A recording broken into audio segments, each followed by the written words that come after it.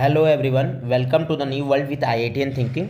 आज हम अपने पीरियोडिक टेबल के 25 मोस्ट एक्सपेक्टेड क्वेश्चन जो कि रिपीटेड कॉन्सेप्ट्स हैं, जो बार बार हमारे अभी तक के जेईई अप्रैल 2024 तक और जनवरी 2025 तक उसी कॉन्सेप्ट पे रिपीटेड क्वेश्चन बार बार आए हुए हैं, उन्हीं सब कॉन्सेप्ट के क्वेश्चंस को डिस्कस करने वाले हैं और आपके एग्ज़ाम में भी इसी तरह के क्वेश्चन देखने को मिलेंगे।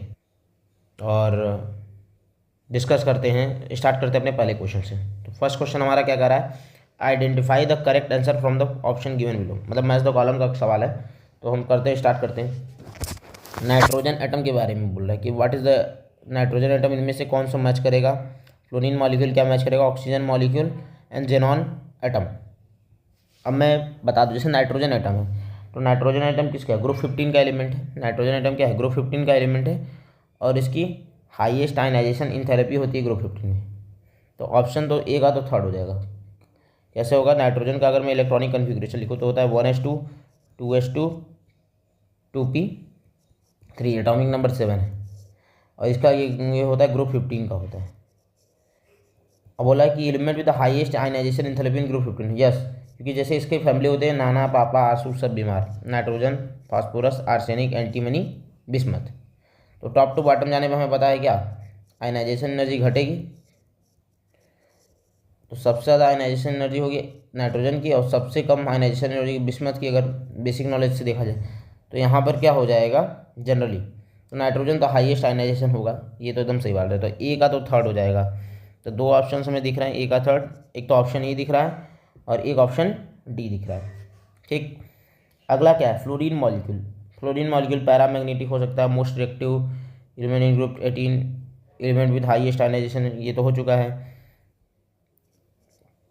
और स्ट्रॉन्गेस्ट, हाँ, तो फ्लोरीन मॉलिक्यूल जो होता है वो स्ट्रॉन्गेस्ट ऑक्सीडाइजिंग एजेंट होता है। फ्लोरीन मॉलिक्यूल जो होता है हमारा वो स्ट्रॉन्गेस्ट ऑक्सीडाइजिंग एजेंट होता है। हम लोग इलेक्ट्रोकेमिकल सीरीज में भी इसको देख चुके थे। इसकी वैल्यू थी -3.05 volt +3.05। Fluorine molecule have property of strongest oxidizing agent.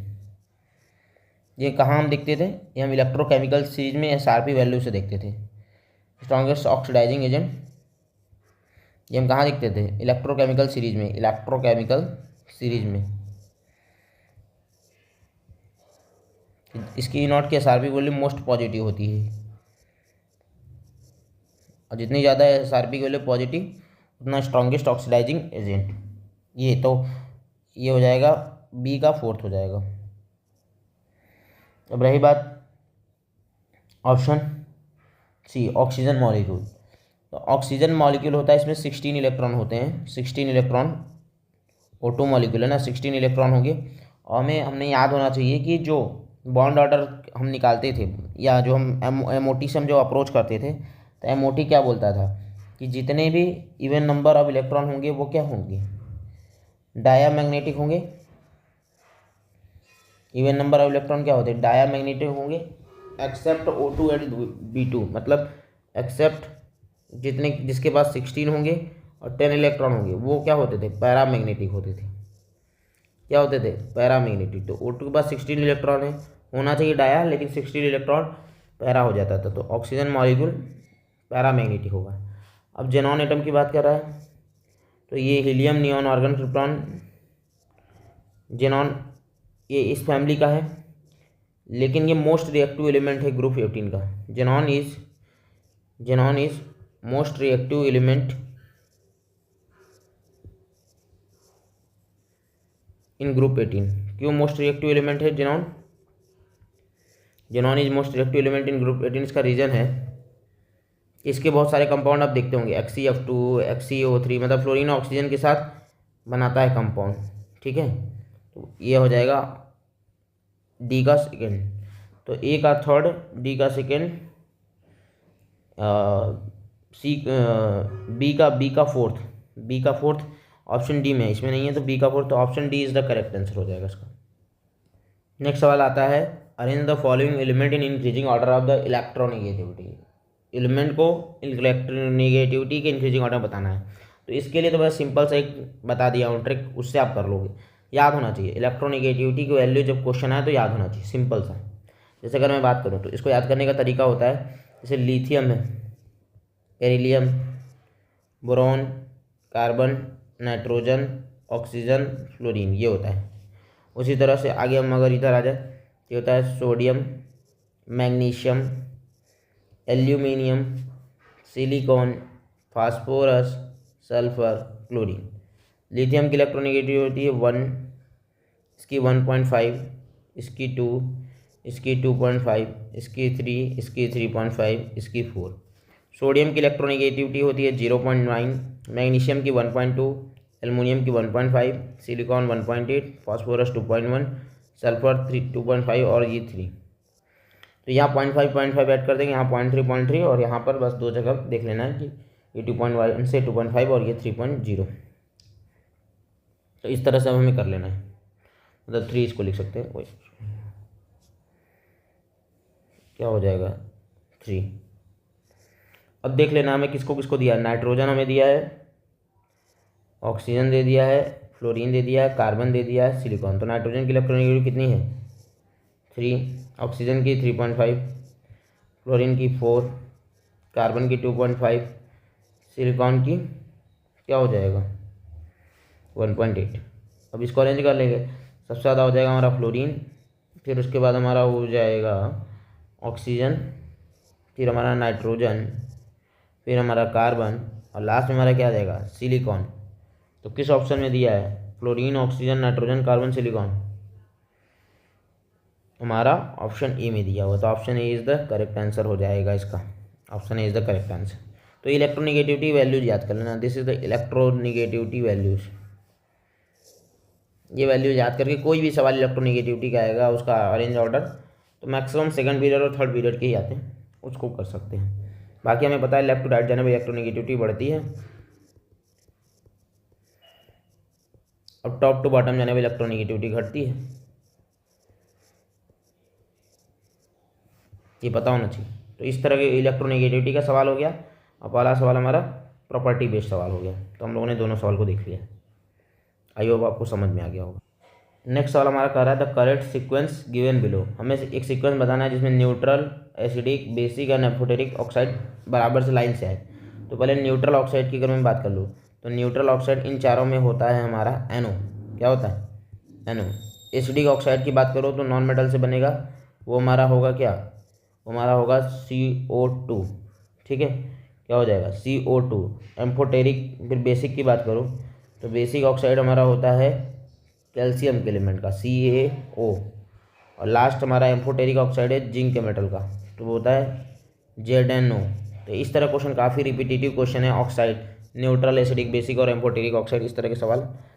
ठीक है, तो ऑप्शन यहाँ से क्या हो जाएगा NO, CO2, CaO और ZnO। तो option D is the correct answer हो जाएगा इसका। आई होप आपको समझ में आ गया होगा। न्यूट्रल है NO, एसिडिक है CO2, बेसिक है CaO और एम्फोटेरिक है ZnO। नेक्स्ट क्वेश्चन हमारा है आइडेंटिफाई द इनकरेक्ट मैच।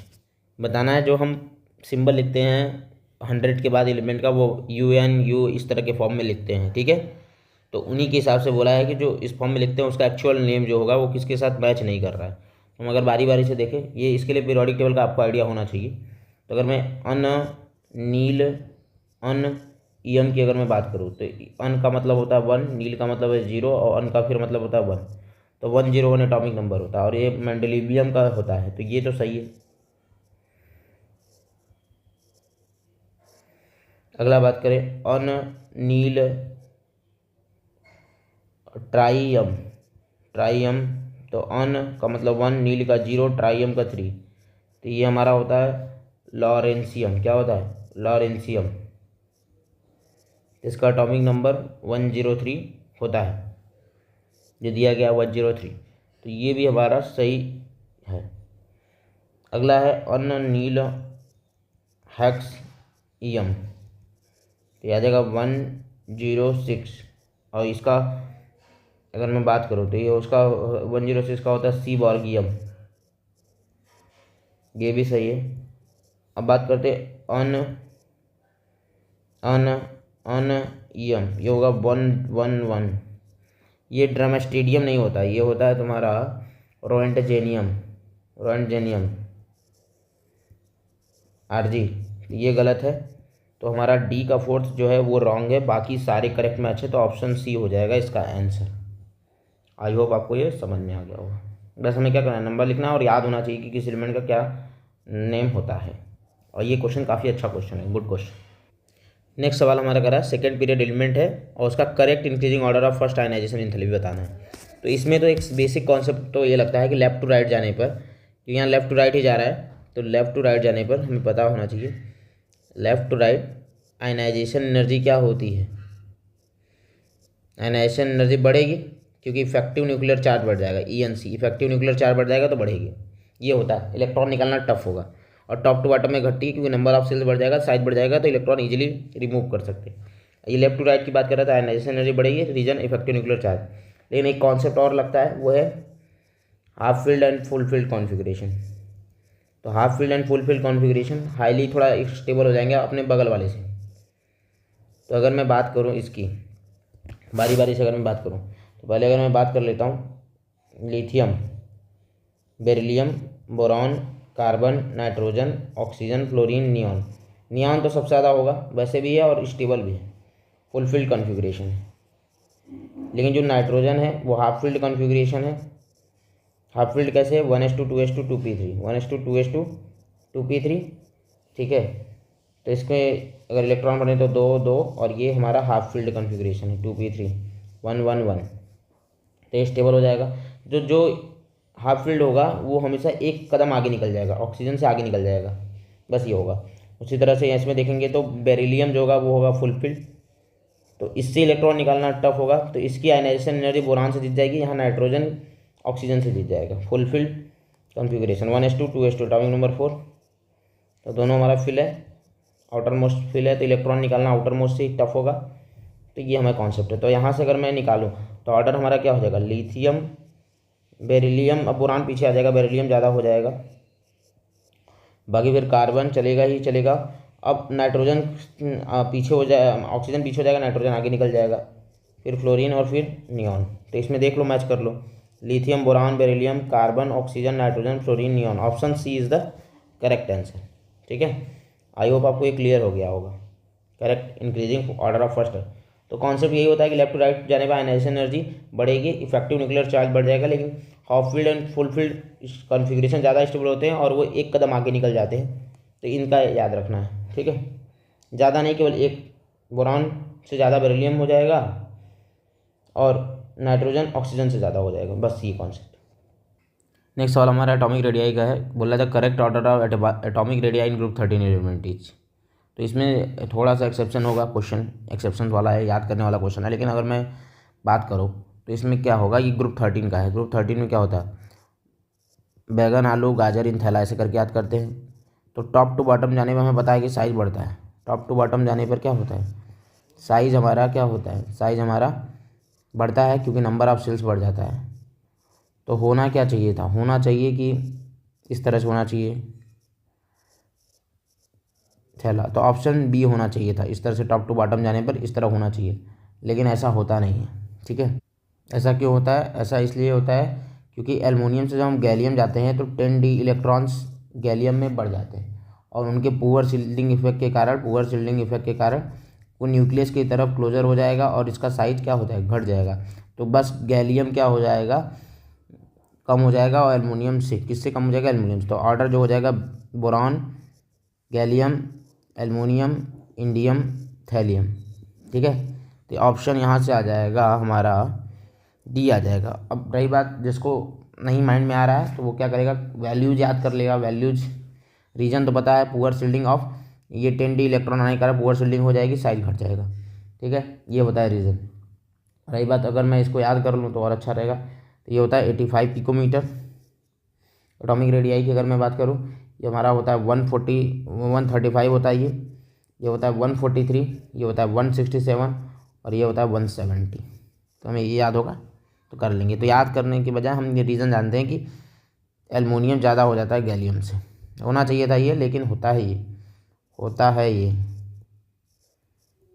और होना चाहिए ये, इसको हमें माइंड में रखना है।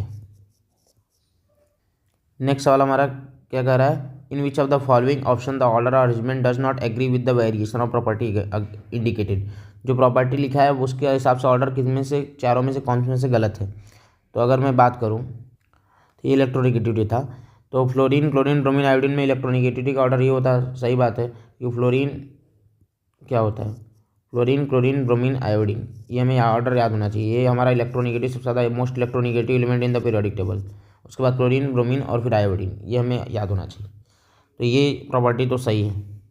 अगला है मेटेलिक रेडियस। तो टॉप टू बॉटम जाने पर मेटेलिक रेडियस बढ़ेगा, तो हमें पता होना चाहिए लिथियम सोडियम पोटेशियम और रुबिडियम में टॉप टू बॉटम जाने पर मेटेलिक रेडियस बढ़ेगा। तो रुबिडियम का सबसे ज़्यादा, फिर पोटेशियम, फिर सोडियम, फिर लिथियम। ये स्टेटमेंट भी सही है।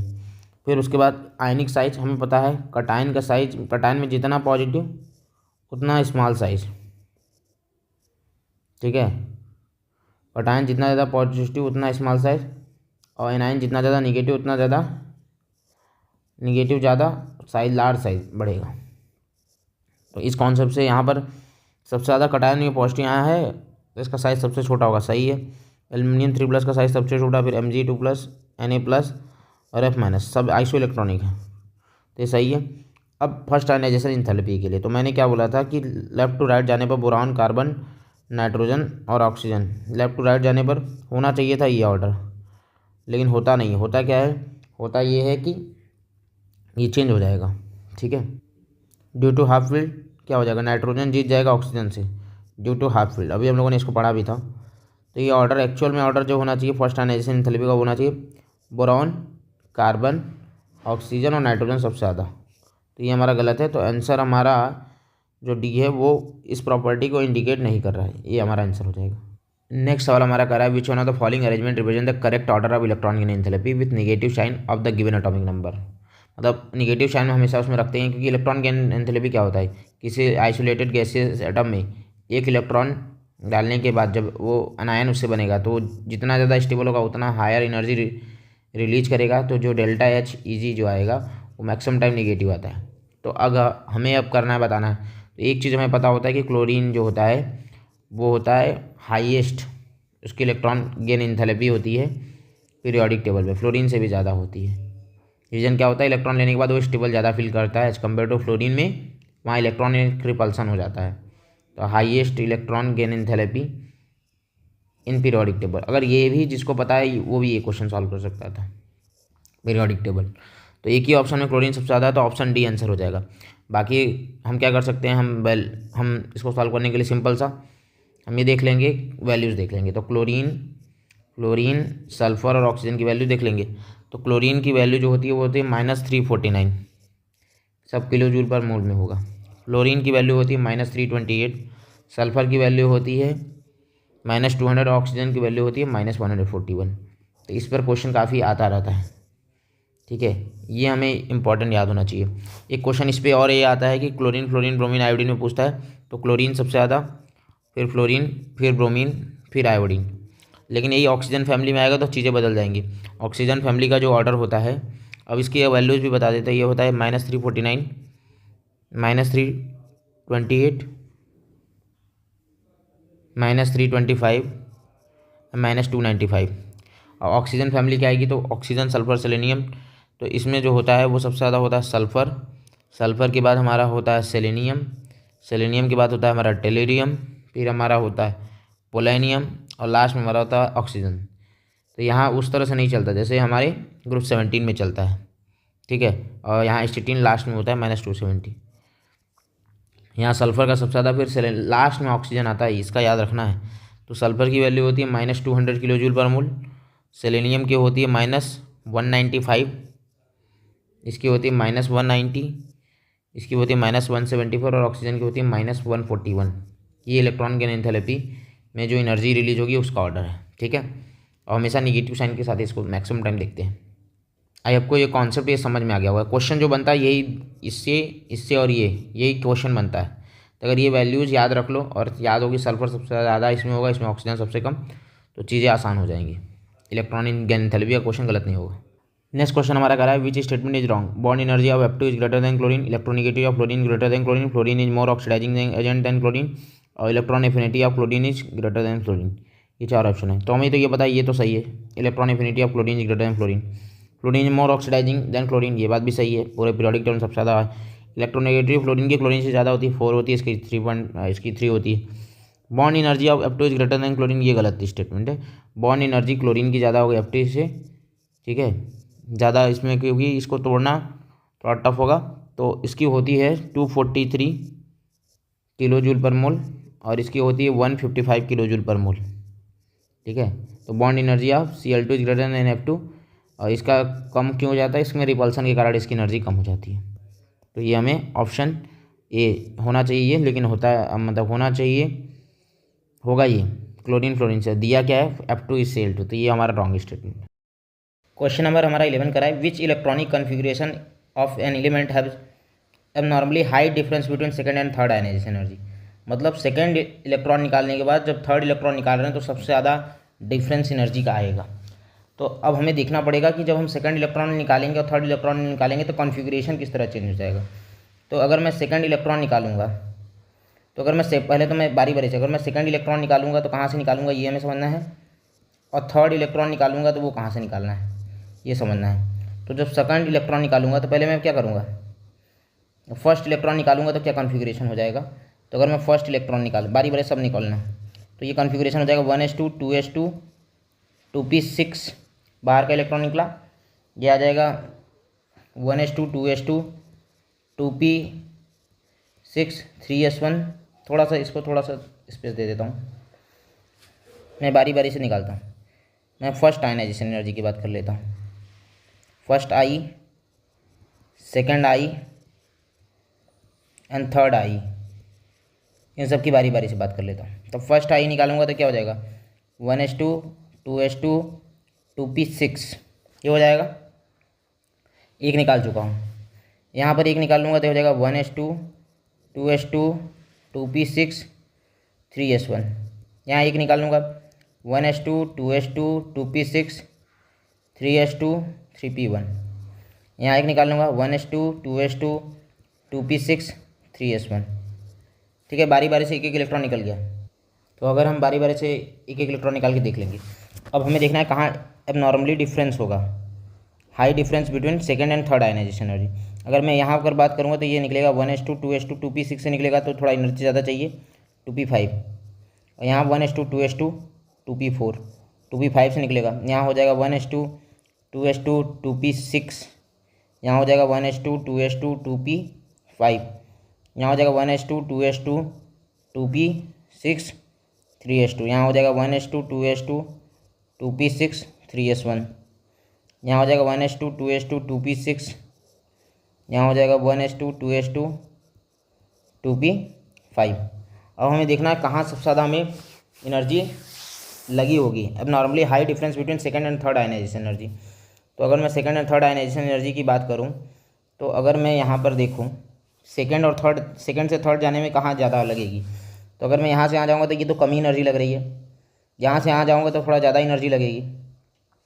फिर यहाँ से अगर मैं यहाँ जाऊँगा तो 3s2, ये n=3 है, और यहाँ पर है ये। तो देखो ये दोनों तो रहने से रहे, ये वाला ऑप्शन और ये ऑप्शन, क्योंकि ये सेकंड है और थर्ड है, तो थर्ड का हायर एनर्जी होगा तो ईजिली होगा इलेक्ट्रॉन निकालना।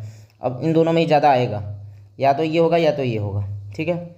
तो हमें देखना पड़ेगा कॉन्फ़िगरेशन। अब बी और डी में कॉन्फ़िगरेशन देखो तो ये अलग अलग से एनर्जी का भरा हुआ है, जबकि ये सेम एनर्जी लेवल भरा है। तो इसको शुरू में निकालने में टफ होगा, तो बाद में भी हम इसको मान सकते हैं कि ये बेटर आंसर हो जाएगा। तो ऑप्शन डी इसका करेक्ट आंसर हो जाएगा। तो ये दोनों तो नहीं होंगे क्योंकि ये 2p5 से 2p4 बन रहा है, ज़्यादा एनर्जी का ज़रूरत नहीं होगी, हाई डिफरेंस होगा नहीं, ये उतना नहीं होगा एज कम्पेयर टू 2p। इन दोनों में अगर देखें तो ये ज़्यादा हमारा स्टेबल कॉन्फ़िगरेशन है, तो ये ज़्यादा एनर्जी लगाएगा, तो इसलिए ऑप्शन डी हो जाएगा। आई होप आपको ये क्लियर हो गया होगा। नेक्स्ट सवाल है, ये पीरियोडिक टेबल का एक क्वेश्चन है। बोल रहा है कि डिफरेंट एटॉमिक नंबर दिया है और ब्लॉक बताना है, किस ब्लॉक का है, एस ब्लॉक का है, पी ब्लॉक का है, डी ब्लॉक है या एफ ब्लॉक का है। तो 37 जो हमारा होता है एटॉमिक नंबर रूबिडियम का होता है। रूबिडियम क्या होता है, एस ब्लॉक होता है, हमें याद होना चाहिए। 78 एटॉमिक नंबर हमारा प्लेटिनम का होता है, और ये हमारा क्या है, डी ब्लॉक का एलिमेंट है। 52 एटॉमिक नंबर हमारा किसका होता है, हमारा होता है टेलुरियम का। तो टेलुरियम ये हमारा पी ब्लॉक का एलिमेंट है। और 65 हमारा एटॉमिक नंबर होता है टर्बियम टीबी का, और ये हमारा क्या होता है ए ब्लॉक एलिमेंट होता है। तो बस अरेंज कर देना। 37 इज क्या हो जाएगा, 37 इज एस ब्लॉक, ए का फोर्थ, फिर बी का 78 इज डी ब्लॉक, बी का सेकेंड। तो ऑप्शन डी तो यहीं सॉल्व हो गया। 52 की बात करते हैं टेलोरियम पी ब्लॉक, सी का फर्स्ट आना चाहिए, आया, और डी का थर्ड आना चाहिए, ए ब्लॉक आ गया। तो ऑप्शन डी इसका करेक्ट आंसर हो जाएगा। नेक्स्ट क्वेश्चन हमारा आयनिक रेडियस का क्वेश्चन है। ये सिंपल क्वेश्चन दिखता है लेकिन ये बार बार रिपीटेटिव क्वेश्चन है इसका। तो हमें पता होना चाहिए जितना ज़्यादा पॉजिटिव चार्ज जितना ज़्यादा होगा उतना एटॉमिक रेडियस घटेगा, आयनिक रेडियस।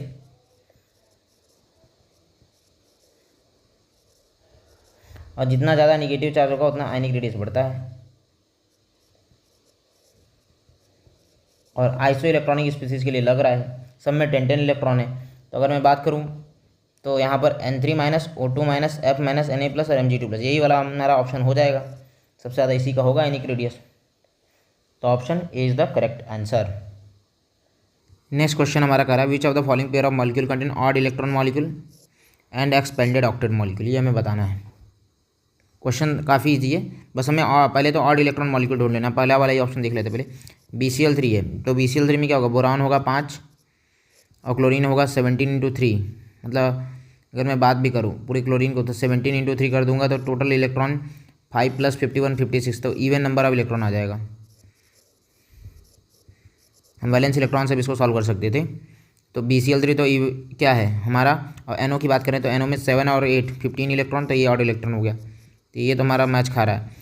और बात करें SF6 की तो SF6 और एक हमारे पास H2SO4 है, तो दोनों एक्सपेंडेड ऑक्टेट मॉलिक्यूल हैं। एक्सपेंडेड कैसे हैं, इसका स्ट्रक्चर बना लें।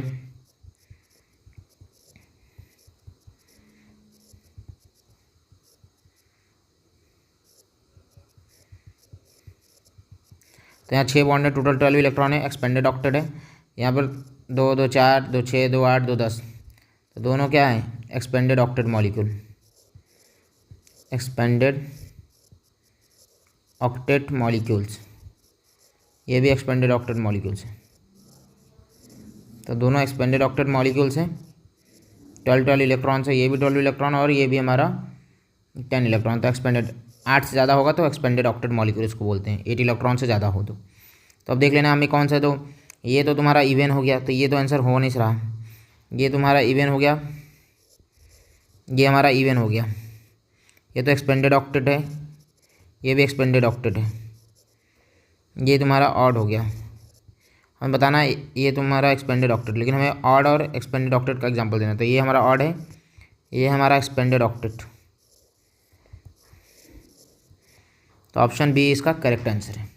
नेक्स्ट कर रहा है the set of element that differ in mutual relationship from those of the other set is. तो हमें डायगोनल रिलेशनशिप का क्वेश्चन है। तो लिथियम, बेरिलियम, बोरॉन, इस तरह से हमें देख लेना है और इसके डायगोनल रिलेशनशिप जानना है। तो लिथियम के नीचे सोडियम होता है, बेरिलियम के नीचे मैग्नीशियम, बोरान के नीचे एल्युमिनियम और सिलिकॉन होता है कार्बन के नीचे। तो लिथियम का जो डायगोनल रिलेशनशिप होता है मैग्नीशियम से, डायगोनल रिलेशनशिप ये क्या करता है, सिमिलर फिजिकल केमिकल प्रॉपर्टीज को शो करने में मदद करता है। बेरिलियम का एल्युमिनियम से और कार्बन का सिलिकॉन, बोरान का सिलिकॉन से। तो ये तो सही है, डायगोनल रिलेशनशिप को शो कर रहा है। बोरान सिलिकॉन शो कर रहा है, बेरिलियम एल्युमिनियम शो कर रहा है, लेकिन लिथियम सोडियम नहीं शो कर रहा है। तो ऑप्शन डी इसका क्या हो जाएगा, करेक्ट आंसर हो जाएगा। बोला है कौन म्यूचुअल रिलेशनशिप नहीं शो कर रहा है, तो वो लिथियम सोडियम है। ये डायगोनल रिलेशनशिप का question, this is a question of diagonal relationship.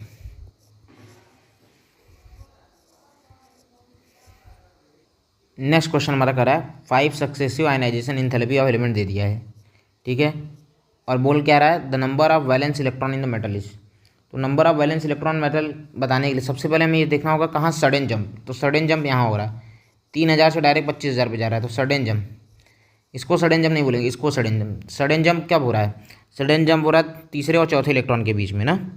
तो difference in the third and fourth यहाँ हम कह सकते हैं। तो difference in the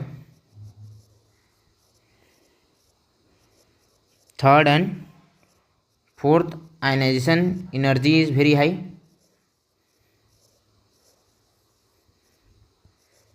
very high. और ये क्या हो जाएगा, सडन जंप का कॉन्सेप्ट होता है। This is a concept of sudden jump, this is concept of sudden jump.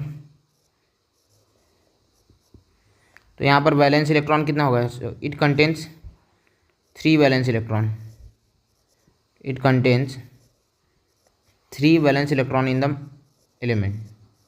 तो 3 वैलेंस इलेक्ट्रॉन होगा इस एलिमेंट में, क्योंकि 3 वैलेंस इलेक्ट्रॉन है, जैसे चौथा निकालेंगे वो हाई एनर्जी से जाएगा, हाई एनर्जी से जाएगा तो इसीलिए मतलब बहुत स्टेबल कॉन्फ़िगरेशन से जाएगा तो हाई एनर्जी लगेगा, इसलिए हमारा ये सडन जंप हो रहा है। तो थर्ड इलेक्ट्रॉन के बाद, जैसे अगर मैं इसके लिए मैं बेस्ट एग्जांपल क्या ले सकता हूँ, जैसे ये हमारा है 1s2 2s2 2p1 है।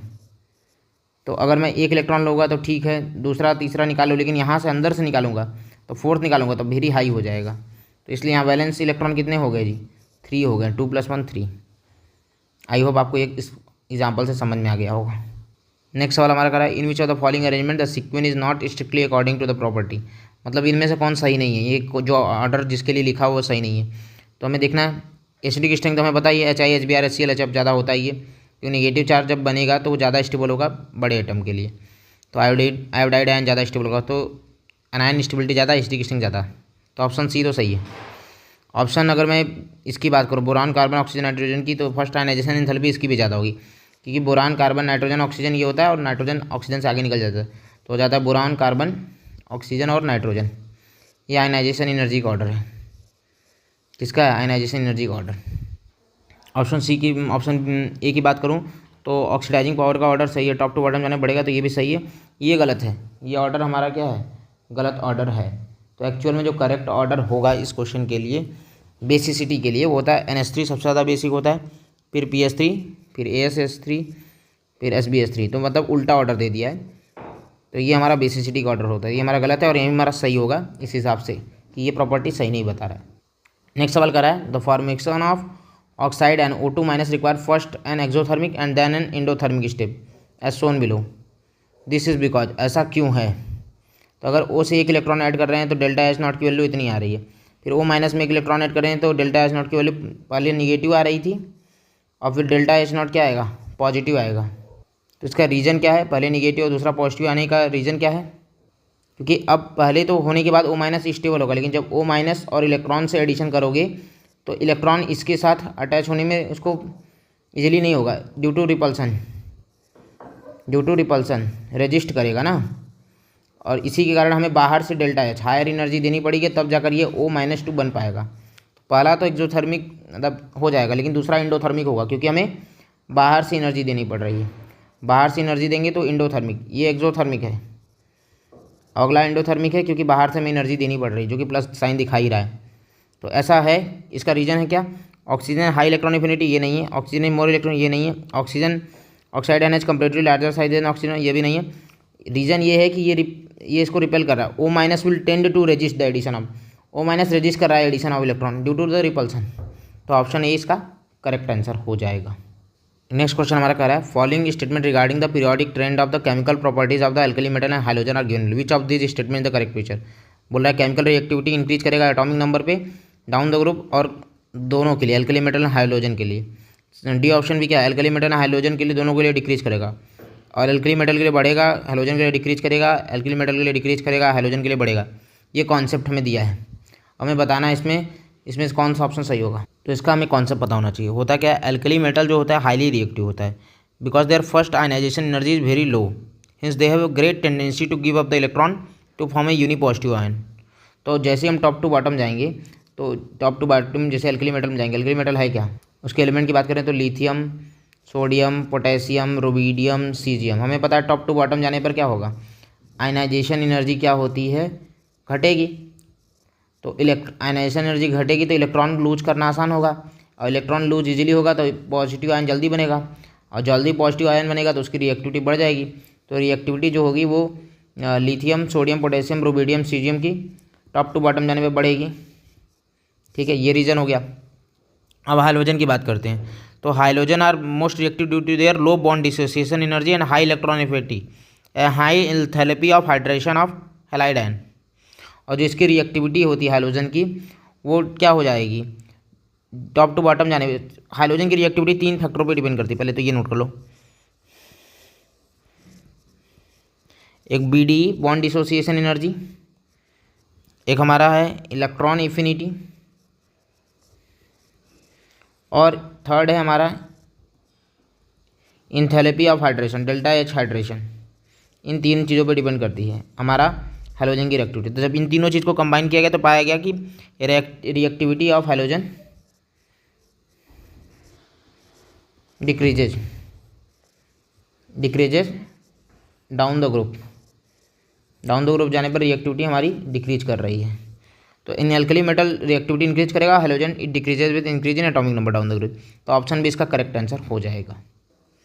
नेक्स्ट क्वेश्चन ये, अगर हमें पीरियोडिक टेबल में आइडिया होगी कौन कहाँ पर एलिमेंट है तो हम इस क्वेश्चन को कर सकते थे। बोला order of increasing atomic radius among the element oxygen, sulphur, selenium and arsenic. तो सिंपल है, हमें पता है कि टॉप टू बॉटम जाने पर एटॉमिक रेडियस बढ़ता है, एटॉमिक रेडियस इंक्रीज करेगा, और लेफ्ट टू राइट जाने पर एटॉमिक रेडियस डिक्रीज करेगा। ठीक है, ये कॉन्सेप्ट हमें पता होना चाहिए। अब पीरियोडिक टेबल में अरेंज करें तो हमें पता है ऑक्सीजन के नीचे सल्फर, के नीचे सेलेनियम और सेलेनियम के बगल में आर्सेनिक। तो अगर मैं बोलूँ तो लेफ्ट टू राइट पे घट गया तो आर्सेनिक सबसे ज़्यादा, फिर सेलेनियम, फिर सल्फर, फिर ऑक्सीजन हो जाएगा। ठीक है, तो आंसर क्या हो जाएगा इसका? डी।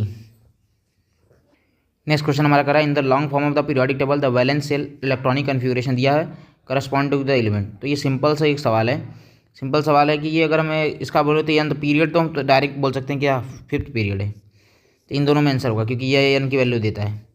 अब रही बात किस ग्रुप का है, तो अगर मैं ध्यान से देखूँ तो ये पी ब्लॉक का एलिमेंट है, ये NH2NP4 है टाइप का है। तो अगर मैं 2S2 2P4 बोल दूँ, 3S2 3P4 बोल दूँ, 4S2 4P4 बोल दूँ और 5S2 5P4 बोल दूँ, तो ये हमारा हो जाएगा ऑक्सीजन, ये हो जाएगा सल्फर, ये हो जाएगा सेलेनियम, ये हो जाएगा टेलुरियम। तो इसका कंफर्म है कि ये टेलुरियम है। इसका पीरियड हमें पता है क्या? फिफ्थ। और हमारा ग्रुप क्या पता है? ग्रुप हमारा हो जाएगा 16। ग्रुप हमारा क्या होता है? कार्बन ऑक्सीजन फैमिली ग्रुप 16 बोलते हैं, तो ये हमारा ग्रुप 16। तो ऑप्शन सी इसका करेक्ट आंसर हो जाएगा, ऑक्सीजन फैमिली ग्रुप 16 होता है। नेक्स्ट सवाल है, बोला lithium both lithium and magnesium display several similar property due to the diagonal relationship. ठीक है, सही बात है, लिथियम डायगोनल रिलेशनशिप करता है मैग्नीशियम के साथ, ये बात करेक्ट है। The one which is incorrect, इनमें से कौन इनकरेक्ट है? तो पहले बोथ फॉर्म नाइट्राइड ये हम पढ़ते ही हैं, ये हमारा फेवरेट है कि लिथियम नाइट्राइड बनाता है Li3n और मैग्नीशियम भी नाइट्राइड Mg3n2। तो ये बात तो सही है। Nitrates of both lithium and magnesium yield NO2 और O2 ऑन हीटिंग, ये बात भी सही है कि लिथियम नाइट्रेट होता है जो हमारा लिथियम LiNO3 और MgNO3 ट्वाइस दोनों हीट करने पे हमें NO2 और O2 देंगे, ये बात भी सही है। तो NO2 और O2 देते भी हैं, ये बात भी सही है। ठीक, ये बात भी सही है। ठीक है, both form soluble bicarbonate, both form basic carbonate, ये हमें देखना है। हाँ, ये बात तो सही है, दोनों सॉल्युबल बाइकार्बोनेट बनाते हैं LiHCO3 और MgHCO3 का ट्वाइस, ये बात भी सही है जैसे स्टेटमेंट। लेकिन बोथ फॉर्म बेसिक कार्बोनेट नहीं, जो हमारा मैग्नीशियम है वो तो बेसिक कार्बोनेट बनाता है MgCO3 जो भी, लेकिन हमारा जो लिथियम है वो नॉर्मल कार्बोनेट बनाता है, not basic carbonate. This one is a basic carbonate but this is not basic carbonate, ये गलत स्टेटमेंट है। तो ऑप्शन ए क्या है? इनकरेक्ट है। नेक्स्ट क्वेश्चन कर रहा है, first electron gain enthalpy of oxygen is negative and second electron gain enthalpy के बारे में क्या बोल सकते हैं? तो जो सेकंड इलेक्ट्रॉन गेन एंथैल्पी होता है वो पॉजिटिव होता है and energy has to be added और एडिशन ऑफ एन इलेक्ट्रॉन, क्योंकि जैसे फर्स्ट इलेक्ट्रॉन है, जैसे कि ऑक्सीजन में इलेक्ट्रॉन ऐड कर दिए O- बनता था, तो ये हमारा स्टेबल हो जाएगा। तो एनर्जी डेल्टा एच इसका निगेटिव आता था, ये एक्सोथर्मिक होता था। लेकिन जब अगला इलेक्ट्रॉन O- में ऐड करेंगे तो ये रिपल्सन होगा ड्यू टू हम लोगों ने अभी ऊपर क्वेश्चन सॉल्व किया था कि इलेक्ट्रॉन रजिस्ट करेगा, इस निगेटिव चार्ज को इलेक्ट्रॉन रजिस्ट करेगा, एक दूसरे में रेजिस्टेंस के कारण हमें बाहर से एनर्जी देगी, तब देना पड़ेगा, तब जाकर ये O-2 फॉर्मेशन होगा। ठीक है, तो ये पॉजिटिव जो वैल्यू आएगी डेल्टा एच वो बाहर से दिया तो पॉजिटिव आ जाएगा। तो जो बोला है सेकंड इलेक्ट्रॉन की एंथैल्पी वो क्या होगी? पॉजिटिव वैल्यू होगी। नेक्स्ट क्वेश्चन करा, which of the following statement are not true. ठीक है, ये क्वेश्चन हमें बताना है। तो electron gain enthalpy of fluorine is more negative than that of the chlorine, पहला ऑप्शन ये है। तो ये गलत बात है क्योंकि क्लोरीन की इलेक्ट्रॉनिक एफिनिटी ज़्यादा होती है, तो ये हमारा रॉन्ग है, हमें रॉन्ग ही बताना है। Ionization enthalpy decreases in a group of periodic table, top to bottom जाने पर आयनाइजेशन एनर्जी क्या होगी? घटेगी। हाँ, ये बात सही है, लेफ्ट टू राइट जाने पर बढ़ेगी, इफेक्टिव न्यूक्लियर चार्ज बढ़ जाएगा, टॉप टू बॉटम जाने पर आयनाइजेशन एनर्जी घटती है कि नंबर ऑफ सेल बढ़ जाएगा तो इलेक्ट्रॉन न्यूक्लियस से दूर हो जाएगा तो इलेक्ट्रॉन निकालना आसान हो जाएगा। तो ये हमारा स्टेटमेंट सही स्टेटमेंट है। The electronegativity of an atom depend upon the atom bonded to it. तो इसका स्टेटमेंट जो है थोड़ा स्टेटमेंट गलत है। तो electronegativity of an element depend on the atom which it is attached. ठीक है, ये बॉन्डिंग प्रॉपर्टी की कहानी है, लेकिन वो कितना इलेक्ट्रोनेगेटिविटी होता है। It is the ability of an atom to attract shared pair of electron. It is the ability of an atom to attract shared pair of electron in a covalently bonded atom, in a covalently bonded molecule। Depend atom पे नहीं, shared pair of electron पे depend करता है। तो ये statement भी गलत है। Al2O3 and NO are example amphoteric. नहीं, Al2O3 तो होता है एम्फोटेरिक, लेकिन NO होता है neutral. This one is amphoteric and this one is a neutral oxide। ये एम्फोटेरिक ऑक्साइड होता है। तो हमारा ऑप्शन क्या हो जाएगा, डी। एक तो ये हो जाएगा, ये हमारा सही है। तो हमें मतलब ये हमारा ये भी हमारा गलत है, ये नो नहीं होगा। तो गलत बताना है, which of the following statement not correct. तो ए, सी एंड डी। तो ऑप्शन ए इसके हिसाब से करेक्ट आंसर। नेक्स्ट क्वेश्चन है, which of the following element is considered as a metalloid. तो मेटालाइट हमें याद कर लेना है और जो ऑप्शन आएगा मार देना। तो मेटालाइट हमारे होते हैं, बोरॉन होता है, सिलिकॉन होता है, जर्मेनियम होता है, आर्सेनिक होता है, एंटीमनी होता है, टेलुरियम होता है, पोलेनियम होता है और स्टिटिन। ये हमारे हैं क्या, ये हमारे सब मेटालाइट के एग्जाम्पल हैं। ये हमारे क्या हैं, ऑल मेटालाइट्स के एग्जाम्पल हैं। This one is a metalloid. तो देख लेना, इसमें स्कैंडियम तो दिख नहीं रहा है तो ये नहीं होगा, ब्लिट दिख नहीं रहा है ये नहीं होगा, बिस्मथ दिख नहीं रहा है, टी टेलुरियम दिख रहा है। तो ये हमारा मेटालाइट हो जाएगा, ऑप्शन डी इसका करेक्ट आंसर होगा। नेक्स्ट क्वेश्चन हमारा जो कर रहा है, बोला है कि मैच द कॉलम करना, फर्स्ट आयनाइजेशन एनर्जी की वैल्यू दे दी हुई है, बताना है क्या होगा आंसर।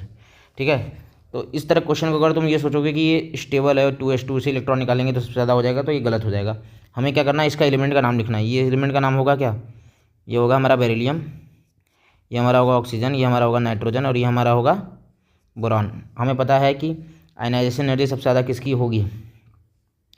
तो आयनाइजेशन एनर्जी अगर मैं बताऊं, बेरिलियम, बोरॉन, नाइट्रोजन और ऑक्सीजन में, तो नाइट्रोजन हाफ फील्ड के कारण स्थिति आ जाता है, ये फुल फील्ड के कारण स्थिति जाता है। तो एक्चुअल में आयनाइजेशन एनर्जी सबसे ज़्यादा होती है नाइट्रोजन की, फिर ऑक्सीजन की, फिर हमारा बेरिलियम, फिर हमारा बोरॉन।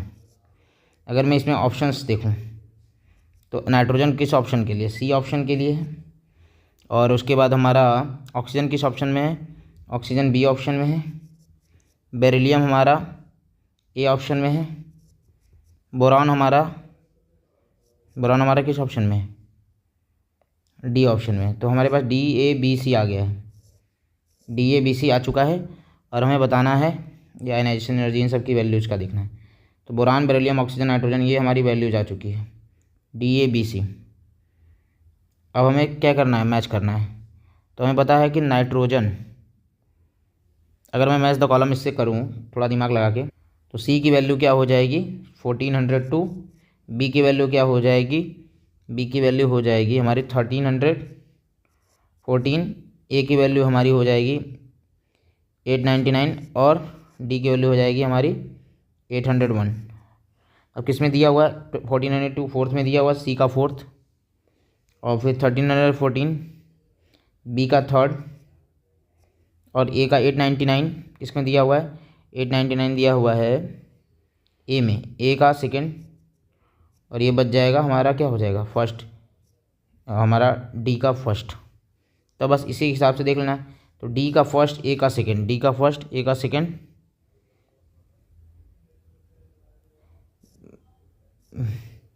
बी का थर्ड और सी का फोर्थ। तो सी का फोर्थ, बी का थर्ड, ये दो ऑप्शन में दिख रहे हैं, सी का फोर्थ, बी का थर्ड। ए का हमारा सेकेंड, ए का सेकेंड यहाँ, और बी का हमारा क्या, बी का हमारा थर्ड, बी का हमारा थर्ड। तो दिख रहा है डी का फर्स्ट, डी का फर्स्ट, ये। तो ऑप्शन ए इसका करेक्ट आंसर हो जाएगा। तो पहले क्या करना है, सिंपल सा एलिमेंट का नाम लिख लेना है और ऑर्डर अरेंज करके फिर इमेज द कॉलम कर देना है। तो आसान क्वेश्चन है, बस हमें अप्रोच कैसे अप्रोच करना था, ये अप्रोच है, ना कि देख कर कन्फिग्रेशन देख। नेक्स्ट क्वेश्चन कर रहा है the correct order of metallic character is. तो इसमें पता होना चाहिए टॉप टू बॉटम जाने पर metallic character, top to bottom जाने पर क्या होता है, मेटेलिक कैरेक्टर बढ़ता है, और लेफ्ट टू राइट जाने पर मेटेलिक कैरेक्टर घटता है।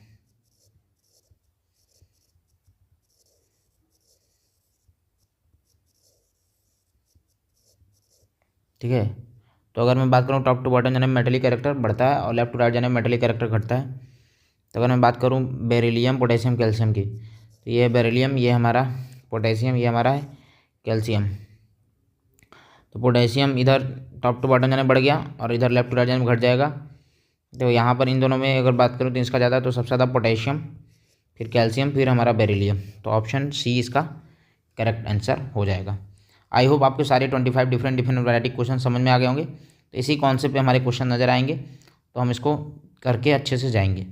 आई होप आपको ये कॉन्सेप्ट समझ में आ गया होगा। Thank you.